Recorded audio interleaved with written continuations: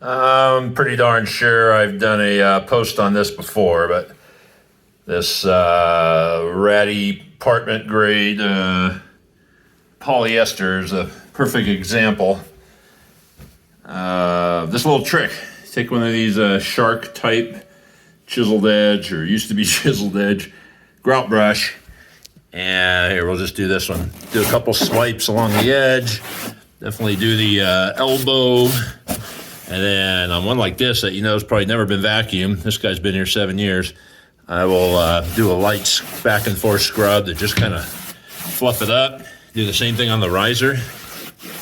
And off that one step, got that. Multiply that by 13 plus a landing. And I think that justifies the $75 I'm charging for the staircase. Cool little trick for polys and even some nylons. You can give it a try.